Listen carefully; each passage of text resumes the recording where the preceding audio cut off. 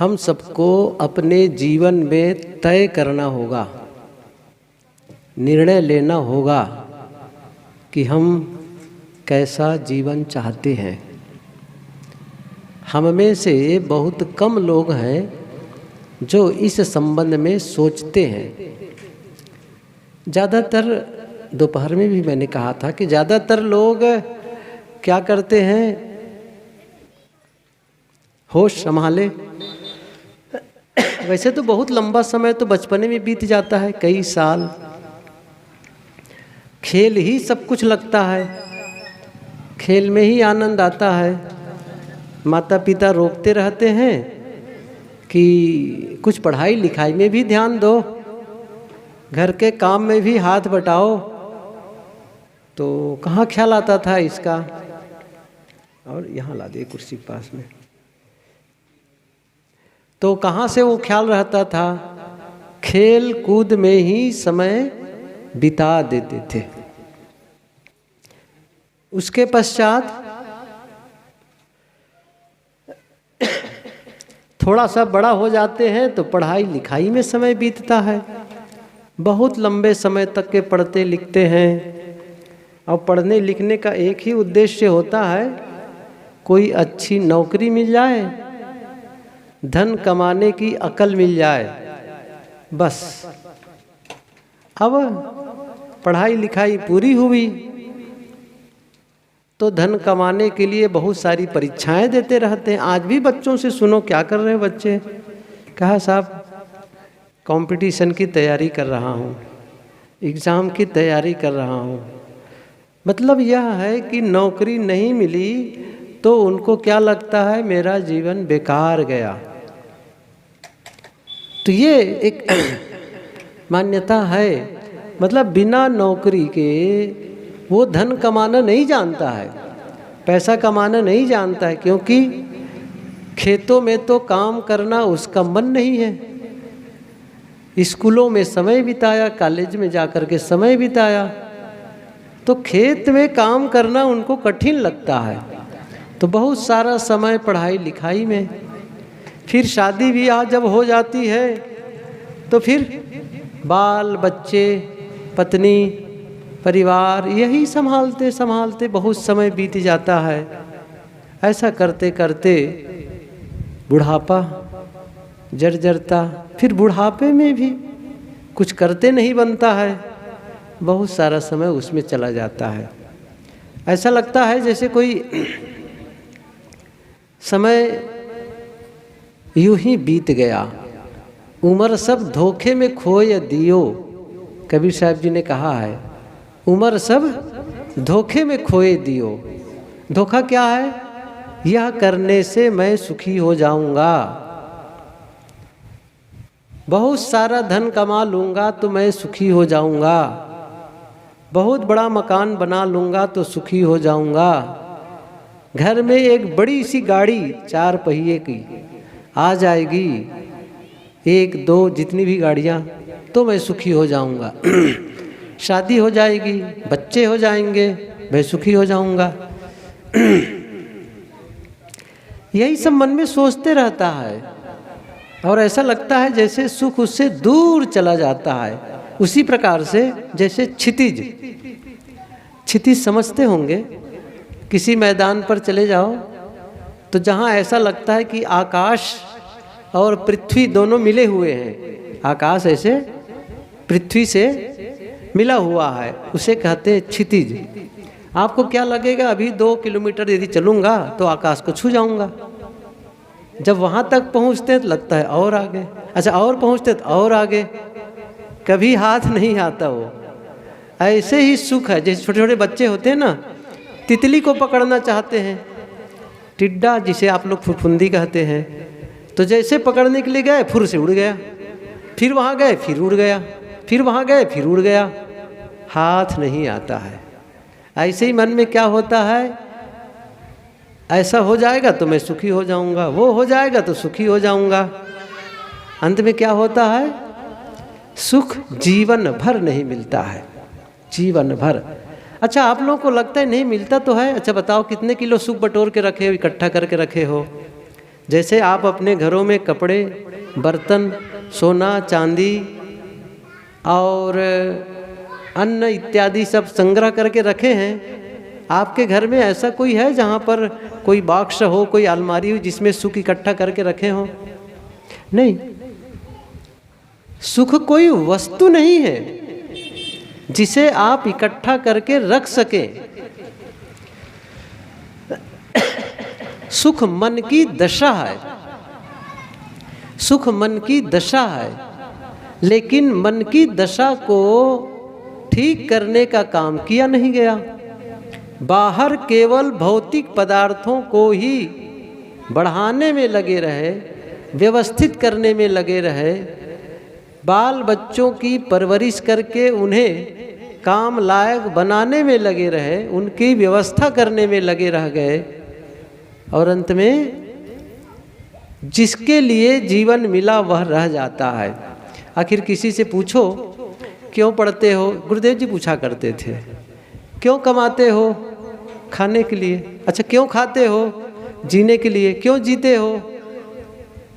पता नहीं क्यों जीते हैं। ऐसे ही प्रश्न पूछा गया तो एक आदमी बैठा था सत्संग में, बड़ा मुखर था। क्या बोलता है वो? पूछा गया क्यों जीते हो? क्या कहा वो? मर नहीं गए इसलिए जी रहे हैं। अब मर नहीं गए इसलिए जी रहे हैं, ये कोई बात हुई? मतलब मरने की प्रतीक्षा कर रहे हैं आप? कब मरे कि जीवन खत्म हो? जीवन से इतना उबे हुए हैं कि जीवन को खत्म करना चाहते हैं। देखो, मौत तो अपने आप आती है, मौत तो अपने आप आती है, उसे आपको निमंत्रित करने की जरूरत नहीं है। समय होगा मौत आ जाएगी, जीवन लीला खत्म। लेकिन उससे क्या काम होगा? कुछ नहीं होगा। मैं सुबह के सत्र में कहा था ना, एक है जन्म, दूसरी है मृत्यु। न जन्म महत्वपूर्ण है न मृत्यु महत्वपूर्ण है। तो मृत्यु के आने से क्या होगा?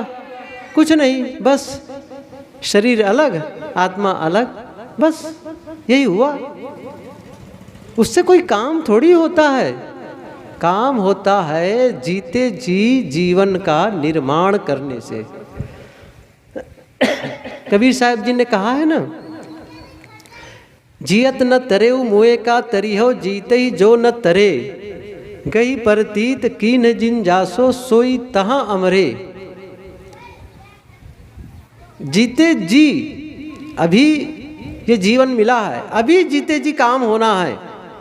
और ये सदगुरु कबीर की ही पंक्ति है, यहाँ ही संबल कर ले आगे विसी बाट, स्वर्ग बिसाहन सब चले जहाँ बनिया ना हाट।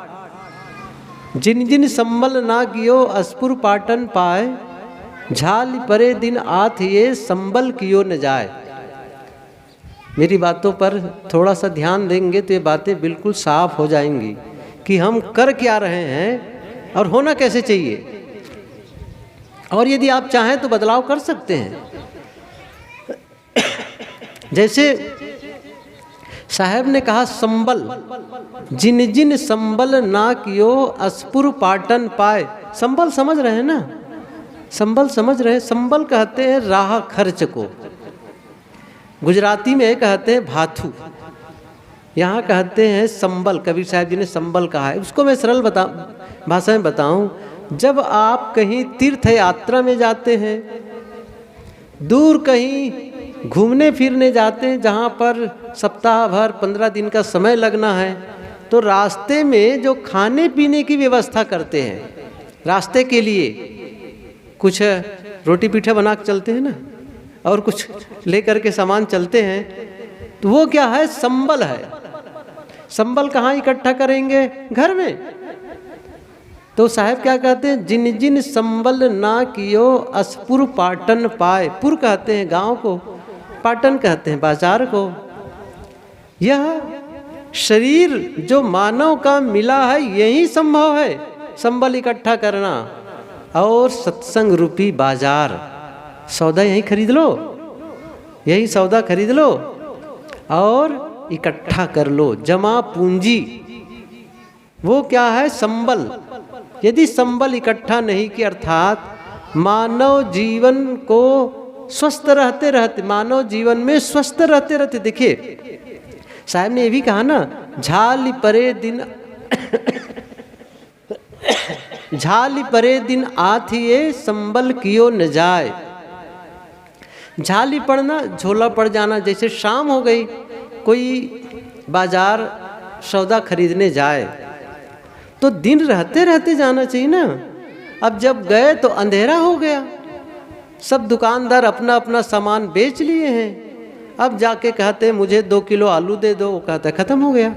अच्छा 1 किलो भिंडी दे दे, वो भी ख़त्म हो गया। झाली परे दिन आत ये संबल कियो न जाए।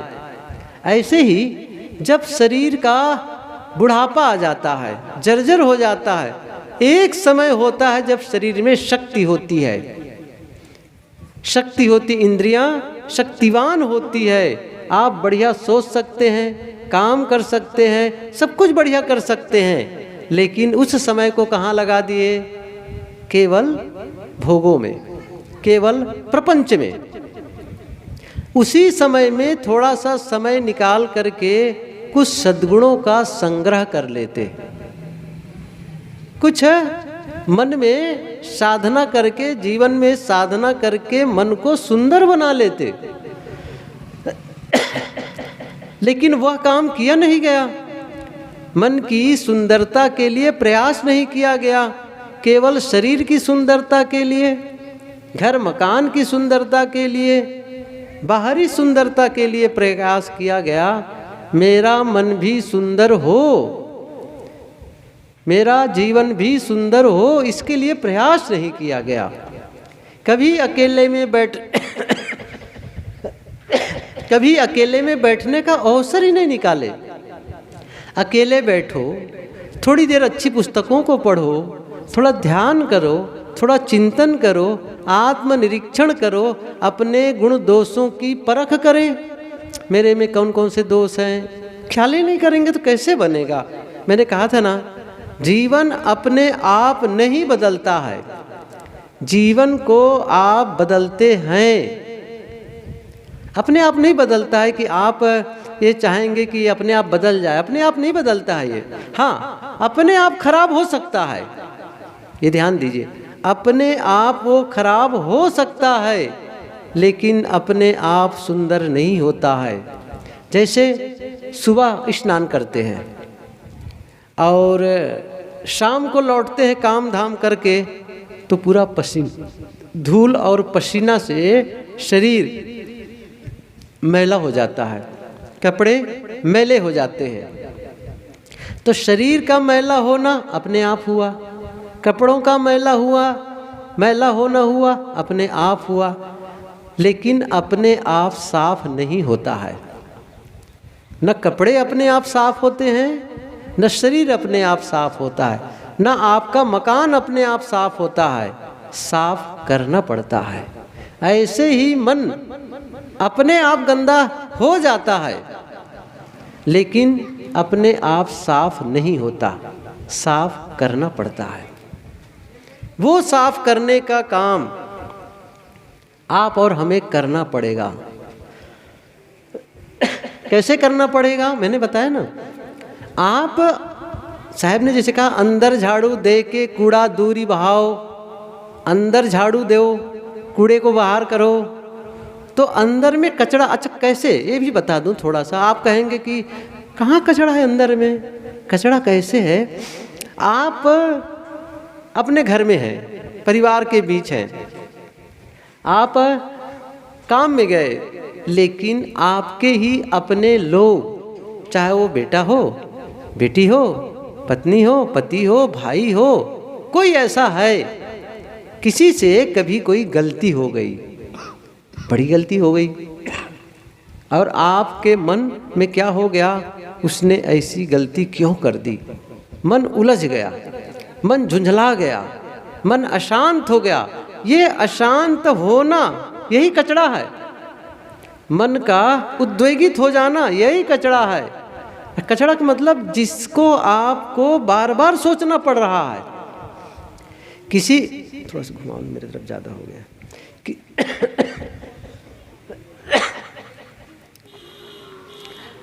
कभी कभी आपके मन में कुछ ऐसे विचार आ जाते हैं जिन्हें आप भूलना चाहते हैं, जिन्हें आप छोड़ना चाहते हैं, लेकिन वो भूलते नहीं हैं, वो जाते नहीं हैं, वो बार बार वही बात, चाहे किसी ने अपमान किया हो, किसी ने गाली दी हो, किसी ने कोई नुकसान कर दिया हो, कुछ भी ऐसा हुआ हो, आपके द्वारा हुआ हो या घर के किसी सदस्य के द्वारा हुआ हो, और वो बात बार बार ऐसा मन में घूम रहा है। जैसे आप कहीं किसी की शादी में गए, किसी के गृह प्रवेश में गए, किसी के मरनी में, किसी की छठी में, कहीं गए, आमंत्रण मिला था, गए, तो बहुत से रिश्तेदार लोग इकट्ठे थे। उन्हीं में से एक रिश्तेदार आपको सबके बीच में गाली दे दी, अपमान कर दिया, गलत बात कह दी। अब क्या हो गया? अब आपका मन उलझ गया। आपने वहाँ की परिस्थिति देखा और जवाब नहीं दिया, लेकिन मन अमर्ष से भर गया, अंदर अंदर अशांत हो गया, और आपके मन ने क्या कहा? अब मैं यहाँ 1 मिनट भी नहीं रुकूंगा, और वहाँ से चल दिए। आप बढ़िया अच्छी गाड़ी से गए थे, एयर कंडीशन गाड़ी से, और गाड़ी में बैठ गए, लौट रहे हैं तो गाड़ी में एसी चला दिए, शरीर ठंडा होगा लेकिन मन जलता रहेगा। मन जलता रहेगा, बार बार सोचेगा उसने मुझे ऐसा क्यों कहा, मैं उसका बदला लेके रहूंगा, मैं उसका जवाब दूंगा, समय आने दो। ऐसा मन उलझ रहा है। यह उलझन ही कचड़ा है, वो आपके गाड़ी से नहीं ठीक होने वाली है। बड़े मकान से भी, आपका मकान बड़ा है, वहाँ आ गए तो भी कई बार होता क्या है, आपका मन उलझा हुआ है। घर वाली ने कहा भोजन का समय हो गया, भोजन कर लो, आपने क्या कहा? नहीं, मुझे नहीं खाना है, भूख नहीं है। भूख तो है लेकिन मन उलझा हुआ है। उस उलझे हुए मन में आपको भूख नहीं लग रही है। उलझे हुए मन में आप अशांत हैं, दुखी हैं। इसको ठीक करना, यदि आप ध्यान नहीं देंगे तो ये विचार कई दिन चलते हैं, कई दिन, 4 दिन, 5 दिन, सप्ताह भर, कई बार तो कई दिन चल जाते हैं। अच्छा, चलते भी कैसे हैं? आप उन विचारों को दूसरों को भी बताने लगते हैं, अपने मित्रों को बताएंगे, अपने परिवार के लोगों में बताएंगे, पता है वहाँ मैं गया था तो उसने क्या कहा था मुझे, ऐसा कहा था, वैसा कहा था। जितनी बार आप उसकी चर्चा करते हैं वो और मजबूत होता है, आपके अंदर में इतनी शक्ति नहीं है कि उस कचड़े को साफ कर दे, उसे हटा दे। यही साधना की जरूरत है। इसीलिए एकांत में बैठ करके आप अपनी शक्ति को बढ़ाइए। शक्ति को बढ़ाने का मतलब मन को इतना मजबूत कर लीजिए, इतना बलवान बना लीजिए कि ये छोटी मोटी बातें, किसी का कहा सुना, कहीं सुनी बातें, वो आपको आंदोलित न कर पाए, परेशान न कर पाए, क्योंकि आप समझेंगे कि केवल आपको ही गाली देने वाले थे। नहीं, बुद्ध को भी गाली देने वाले थे, महावीर का भी अपमान करने वाले थे, कबीर को भी, सबके। आप किसी भी महापुरुष का नाम लीजिए, राम, कृष्ण, ईसा, मोहम्मद, किसका नाम, किसी एक का नाम लीजिए जो इतने टॉप पर पहुँचे हैं, उसको कभी किसी ने गलत नहीं कहा। सब लोग जानते हैं राम के बारे में। आज भगवान राम की अयोध्या में बड़ी चर्चा है, जहाँ जाओ वहाँ राम धुन है, लेकिन वही राम की अयोध्या वासियों ने क्या कहा था? घर घर ये चर्चा थी, चौराहे पर ये चर्चा थी। क्या चर्चा थी? कि जो सीता कई महीने तक लंका में रावण के संरक्षण में रही, उसे राम ने फिर से पत्नी बना ली राजा। तो इसका मतलब है हमारे घर की भी स्त्रियां कहीं भी जाके रह लें, लौट के आएंगी तो उन्हें रखना पड़ेगा। ये चर्चा का विषय था। वहीं के लोग राम को नहीं समझ पाए, राम की निंदा करने लगे थे, और इसीलिए तो सीता का निष्कासन करते हैं राम। अब ये विषय मैं विस्तार नहीं करूँगा, मैं इतनी सी बात कहता हूँ कि राम को भी, कृष्ण को भी, सबको गाली देने वाले, कटु बोलने वाले, अपमान करने वाले, नुकसान करने वाले सब प्रकार के लोग मिले, लेकिन वे लोग अपने लक्ष्य की ओर बढ़ते रहे। आज भी ये तो बहुत पुराने और प्रसिद्ध नाम है।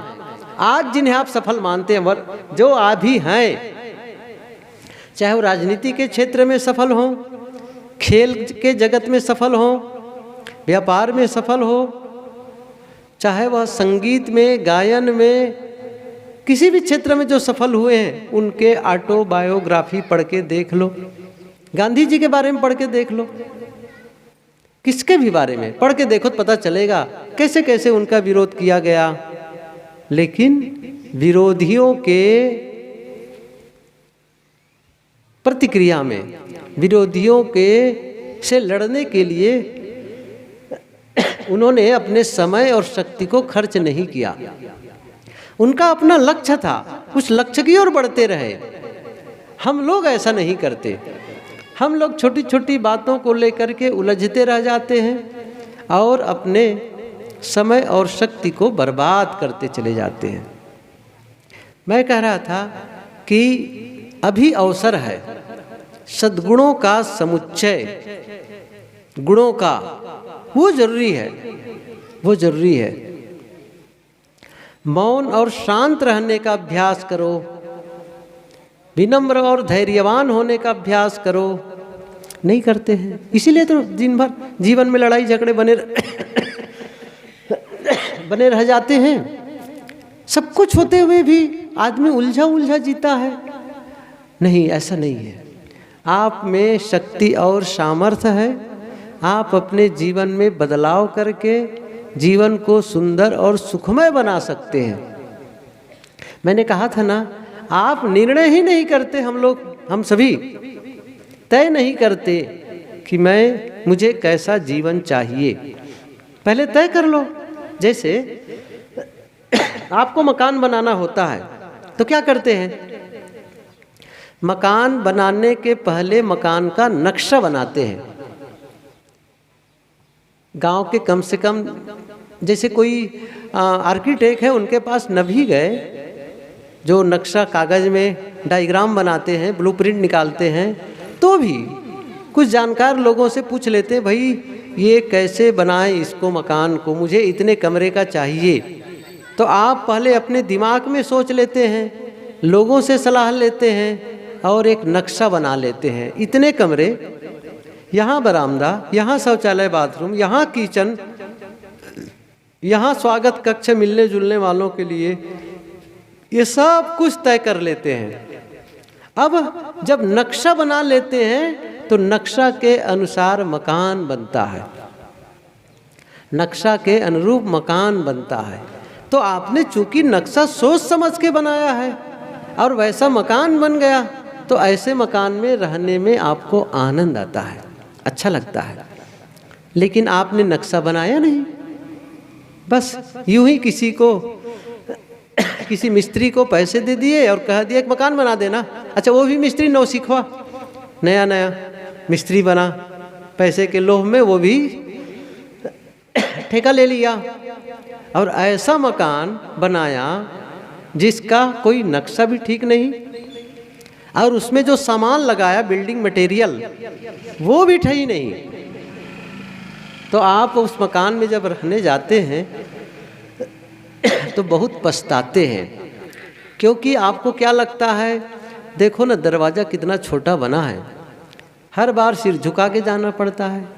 खिड़की तो ऐसी लगी है जिसमें न हवा आती है न प्रकाश आता है। बाथरूम तो ऐसा बना है जैसे पानी तो ढलता नहीं है, पानी भरा रह जाता है। अब बताओ, किचन की भी वही दशा है, बेढंगा। तो आप उस मकान में रहने के लिए विवश हो जाएंगे, अभिशप्त हो जाएंगे, जिसको आपने बिना सोचे समझे बनवाया है। बिना सोचे समझे कोई भी काम होता है अच्छा नहीं होता है। कोई भी काम सोच समझ करके हम कोई काम करते हैं तो काम अच्छा होता है। इसी प्रकार जीवन को भी जब सोच समझ के जीते हैं तो जीवन अच्छा होता है। बिना सोचे समझे, बिना विचारे आप जी रहे हैं। जैसे गिरधर कवि ने ये पंक्ति कही है, बहुत प्रसिद्ध है। बिना विचारे जो करे सो पाछे पछताए, काम बिगाड़े आपना जग में होत हंसाए। तो बिना विचारे जो करे, तो बिना विचारे कोई काम करेंगे तो पछताएंगे, और बिना विचारे जीवन जिएंगे तब तो भी पछताएंगे, जीवन के अंत में तो भी पछताएंगे। लेकिन आप अपने जीवन के प्रारंभ में तय कर लेंगे कि मेरा जीवन का जब अंत होगा तो मेरी स्थिति क्या होगी, मेरी मानसिक दशा,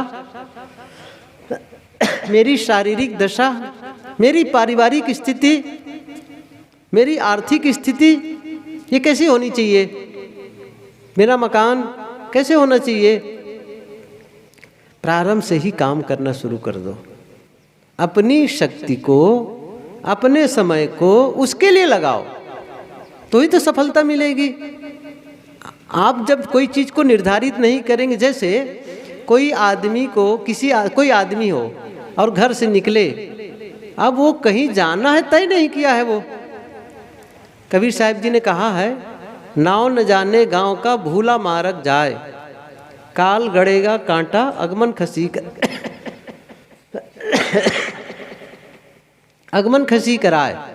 नाव न जाने गांव का, जैसे एक आदमी रास्ते में हो, उनसे पूछो भैया आपका क्या नाम है, आप कहाँ जा रहे हैं। उससे कहता है पता नहीं, न तो मुझे अपने नाम का पता है, न मुझे अपने गांव का नाम पता है। हम कहेंगे कैसा भोला आदमी है। बस यही बात है, क्यों जी रहे हैं पता नहीं, आप कौन है पता नहीं, कैसे होगा। वो इसी प्रकार से है। आप रेलवे स्टेशन में जाएं या बस स्टैंड में टिकट कटाने चले जाएं, टिकट खिड़की पर खड़े हो जाएं और कुछ पैसे रुपये ले करके अपने हाथ को खिड़की के अंदर डाल दें, और अंदर एक कलर का बैठा है, उनसे आप कहते हैं बाबूजी एक टिकट दे दो। आपने क्या कहा, बाबूजी एक टिकट दे दो। अंदर से क्या आवाज़ आती है, कहाँ का टिकट दे दूँ। क्या पूछा अंदर वाला, कहाँ का टिकट दे दूँ। आपने क्या कहा, कहीं का भी दे दो, कहीं का भी दे दो। अब वो कहाँ का देगा बताओ, कहाँ का देगा, कहीं का नहीं देगा। क्योंकि जब आपको तय नहीं है कहाँ जाना है तो फिर कैसे बनेगा, नहीं बनेगा। इसलिए तय कर लो, पहले कैसा जीवन चाहिए तय कर लो, और जैसा चाहिए उसको निर्मित करना शुरू कर दो। शुरू से प्रयास करना शुरू कर दो, काम करना। अब उसके लिए समय नहीं निकालेंगे तो कैसे काम बनेगा। हर चीज़ के लिए आप समय देते हैं। जैसे आप कोई माली हो जो फूल पौधे लगाते हैं और भी पेड़ पौधे लगाते हैं, जब वहाँ जाके समय देता है, फूल की क्यारियों में सींचता है, गोड़ता है और उसकी सुरक्षा करता है, उसको कटिंग करता है, हरियाली को, घास को भी, फूलों को भी, अन्य पेड़ पौधों को भी, तो ही वो बगीचा सुंदर लगता है। एक वह बगीचा जिस पर ध्यान नहीं दिया गया, कोई माली नहीं, कोई रखवाला नहीं, क्या होगा, वो बदसूरत हो जाएगा। ऐसा गार्डन, ऐसा बगीचा जिसमें न ठीक से फूल हैं, फूल मुरझाए हुए हैं, पौधे मुरझाए हुए हैं, घास में हरियाली नहीं है, कैसे होगा। लेकिन जिसने भी ध्यान दिया अपने बगीचे का, वह बगीचा देखने में सुंदर लगता है, सुंदर लगता है। ऐसे ही आपके घर में 8-10 बच्चे हों जिन बच्चों पर अधिक ध्यान दिया गया, मतलब यह उनका भोजन पानी के बारे में ध्यान दिया गया, उनके पढ़ाई लिखाई का ध्यान दिया गया, पहनने ओढ़ने को ध्यान दिया गया, स्वास्थ्य का, दवाई पानी का ध्यान दिया गया, सब प्रकार का ध्यान दिया गया, उन बच्चों का विकास बढ़िया होता है।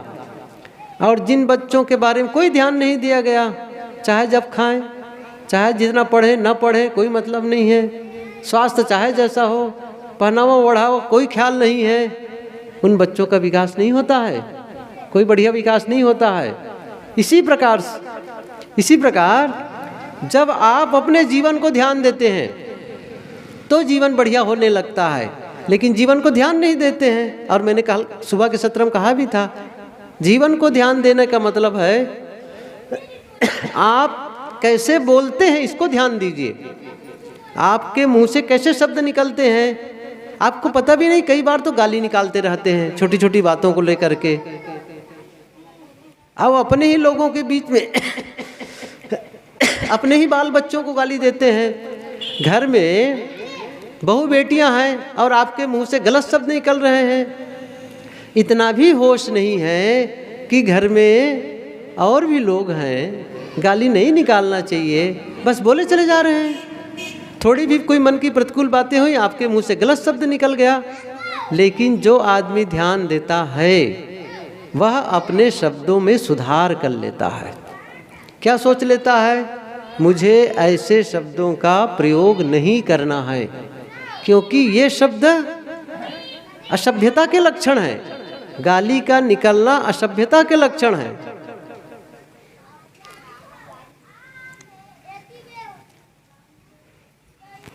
इसलिए आवश्यक है ध्यान दो। अच्छा, मान लो शब्दों पर तो ध्यान दे ही भी देते हैं, कार्यों पर भी ध्यान दो। क्या करते हो, सुबह से शाम तक क्या क्या काम कर रहे हो। आप यदि ध्यान देना शुरू करेंगे सुबह से शाम तक अपने कार्यों को, तो आपको लगेगा बहुत सारे काम तो व्यर्थ के हैं। कितनी देर तक आप टीवी देखते हैं, कितनी देर तक के मोबाइल में समय लगाते हैं, कितनी देर तक के आप लोगों से गप्पबाजी करते हैं। आप ध्यान दो, थोड़ा से पता चल जाएगा।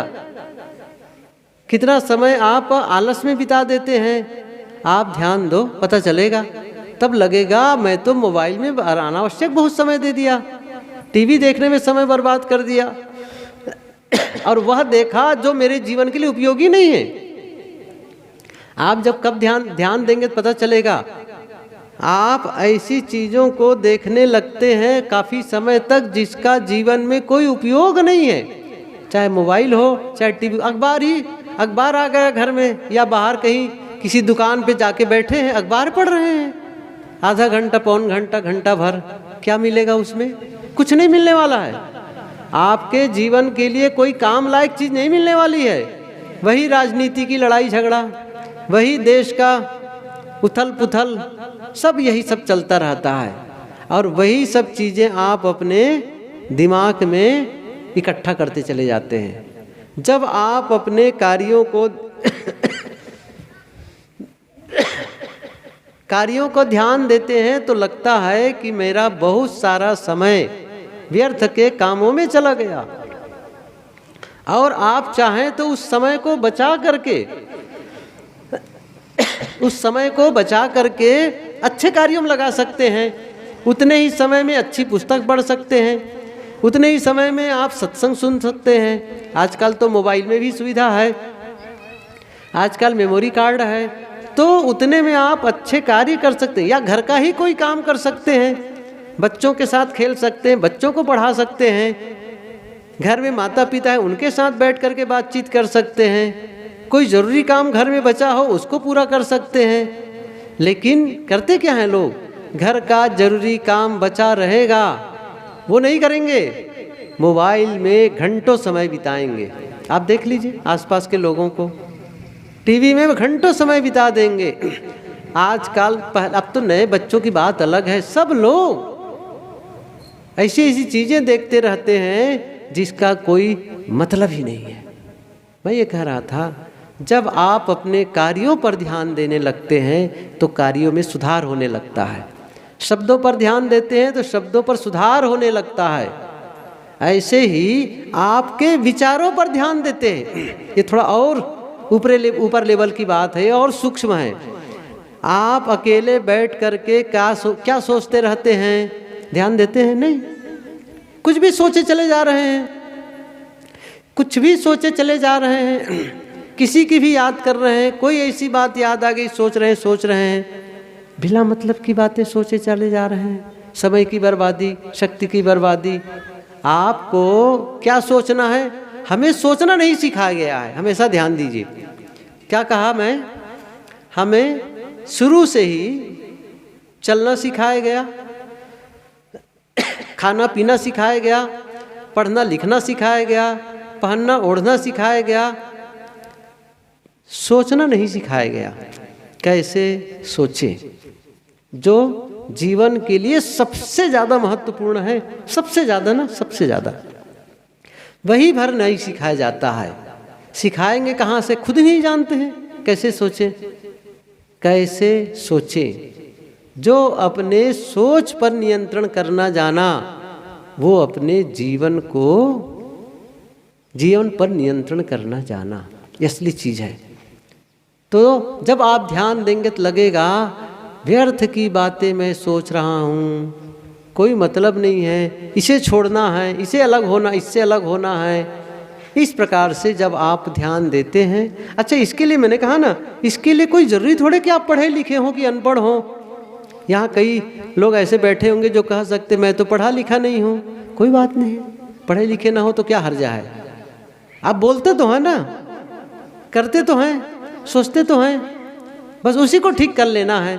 और ठीक करने का मतलब है जिससे आपको आनंद का अनुभव हो, समय और शक्ति का सही उपयोग हो।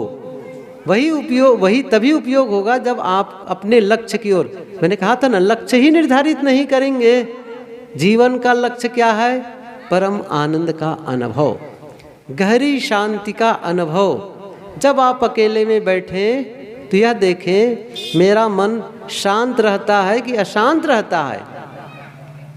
जीवन भर दौड़ते दौड़े चले जा रहे हैं। इस दौड़ते भरे जिंदगी में कभी सोचे ठहर करके मैंने क्या पाया? मन का ठहराव या मन का भटकाव? इतने लंबे समय से 60 साल 70 साल तो बीत गए, क्या हुआ? मेरा मन कैसा है? मन शांत रहता है कि अशांत रहता है? आप देखेंगे मन अशांत रहता है और अभी भी ध्यान नहीं दिया जा रहा है। कब ध्यान देंगे? असफल जीवन, अंत में क्या होगा? असफल जीवन। जबकि होना क्या चाहिए? सफल जीवन। सफल जीवन का मतलब है जब आप अकेले में हो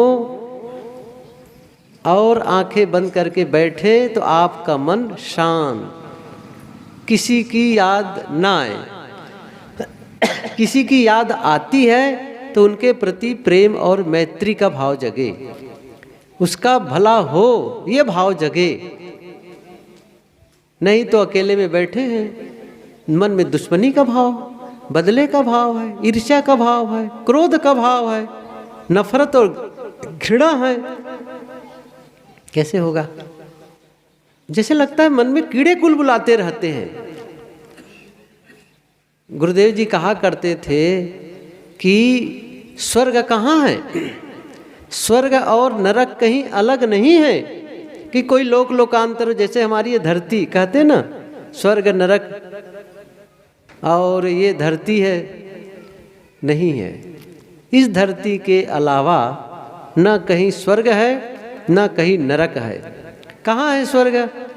जिस घर में परस्पर प्रेम से रहते हैं लोग, आपस में हंस हंस कर बातें करते हैं, एक दूसरे का सम्मान करते हैं, व्यवहार बढ़िया करते हैं, एक दूसरे के प्रति बहुत प्रेम है, उस घर में स्वर्ग है। और जहाँ आपस में बातचीत नहीं होती है, जब कोई बोलता है तो एकदम जैसे जहर उगल रहा हो, लोग बोलते हैं तो चिल्ला करके बोलते हो, कोई काम का एक दूसरे का लेखा जोखा देते नहीं हैं, साथ बैठ करके कभी बात नहीं करते हैं, वो नरक है। नरक है। इसी प्रकार मन, प्रसन्न मन स्वर्ग का अनुभव कराता है। अप्रसन्न मन, दुखी और अशांत मन, यही नरक है, यही नरक है। आप इसी जीवन में स्वर्ग का अनुभव कर सकते हैं। कोई जरूरी नहीं है कि आपको नरक का ही अनुभव करना पड़े, लेकिन तब होगा जब आप अपने जीवन पर ध्यान दें। यही तो संबल इकट्ठा करना है, जो मैंने कहा था साहिब की वाणी, जिन जिन संबल ना कियो अस्पुर पाटन पाए, झाली परे दिन आथिए संबल कियो न जाए। शरीर में शक्ति है, अभी कर ले। जब शिथिल हो जाएगा, बुढ़ापा में आपको पढ़ने के लिए कहा जाएगा तो आंखें नहीं दिखाई देगी, साधना में बैठने के लिए कहेंगे तो कमर में दर्द है, याद करने के लिए कहोगे तो कहें कि यादें नहीं होता है, सब भूल जाता है। यही बात है। तो साधना में मन नहीं लगता है। आवश्यकता है, अभी आपके शरीर में शक्ति है, इंद्रियां सबल है, काम करें। कौन सा काम करें? जीवन को संवारने का, जीवन को सुधारने का, जीवन में जो गलतियां हैं उसे दूर करने का। और केवल दूर नहीं करना है, अच्छाइयों को ग्रहण भी करना है, अच्छाइयों को ग्रहण करना है। हम सबके भीतर में भी अच्छाइयों का संग्रह हो, अच्छे विचारों का संग्रह हो, तभी जीवन का आनंद आता है। तो मैं कह रहा था, जीवन आपका है भाई, सबका अपना अपना जीवन है, आपको जीना है इस जीवन को। अब जीवन में जो भी परिणाम आता है इसको आपको ही भोगना है। इस जीवन में आपको दुख मिलता हो चाहे सुख मिलता हो, हर्ष हो चाहे शोक हो, बीमारी हो या स्वास्थ्य हो, गरीबी हो या अमीरी हो, कुछ भी हो, प्रसन्नता हो अप्रसन्नता हो, यह कौन इसका अनुभव करता है? आप अनुभव करते हैं, दूसरा थोड़ी अनुभव करता है, आप करते हैं। और ये कैसे आते हैं? आपके अपने कर्म से आते हैं, कोई दूसरा थोड़ी ला के डालता है, ये बाहर से थोड़ी आते हैं, आपके भीतर से आते हैं। तो ऐसा कुछ करें कि हमें दुख का नहीं सुख का अनुभव हो, बीमारी का नहीं स्वास्थ्य का अनुभव हो, लड़ाई झगड़े का नहीं प्रेम और विश्वास का अनुभव हो, गरीबी का नहीं समृद्धि का अनुभव हो, अशांति का नहीं शांति का अनुभव हो। और ये मनुष्य कर सकता है, चाहे वो नर हो नारी हो, जवान हो बूढ़े हो बुजुर्ग हो, कोई भी हो, पढ़े हो न पढ़े हो, कोई भी हो, कर सकते हैं। बस ध्यान दो, थोड़ा सा ध्यान दो इन सब चीज़ों को। बहुत ऐसी लोग हैं, बहुत ऐसी महिलाओं, कुछ ऐसी महिलाएं हैं जिनको मैं जानता हूँ, जिन्हें सत्संग का ABCD पता नहीं, सत्संग का एक भी बात नहीं समझती थी वो, एक भी बात।